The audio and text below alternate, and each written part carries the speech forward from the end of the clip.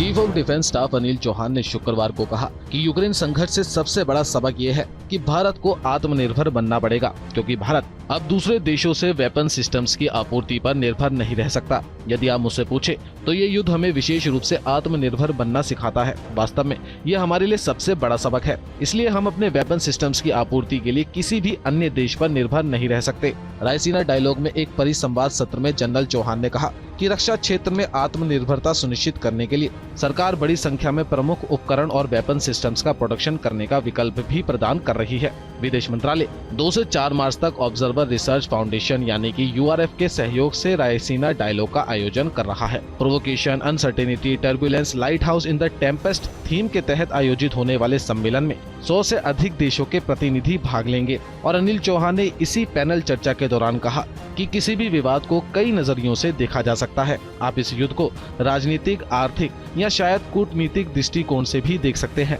लेकिन एक सेना अधिकारी और चीफ ऑफ डिफेंस स्टाफ के रूप में मैं इसे केवल युद्ध के ही दृष्टिकोण से देखता हूं। इसलिए हम देख रहे हैं कि इस विशेष युद्ध से किस तरह के सबक भारतीय संदर्भ में लागू हो सकते हैं। यूक्रेन युद्ध हमें सोचने पर मजबूर करता है कि क्या देशों को छोटे तीव्र युद्धों के लिए क्षमता विकसित करनी चाहिए या उन्हें लंबी लड़ाई के लिए तैयार रहना चाहिए। CDS ने आगे कहा, भारत के मामले में वास्तव में हमें ये देखना होगा कि भविष्य में हमें किस तरह की चुनौतियों का सामना करना पड़ सकता है। हमें नहीं लगता कि यूरोप में जो कुछ हो रहा है उसी तरह का कोई लंबा संघर्ष यहाँ होने वाला है या देखने को मिलेगा। इस पैनल चर्चा में ऑस्ट्रेलिया के रक्षा बल के प्रमुख जनरल एंगस कैंपबेल और अमेरिका के पूर्व रक्षा सचिव जिम मैटिस ने भी भाग लिया। नैरेटिव की ताकत पर चौहान ने कहा कि मुझे लगता है जहाँ तक लड़ाकों का सवाल है उन्हें काइनेटिक ऑपरेशंस पर ज्यादा ध्यान देना चाहिए।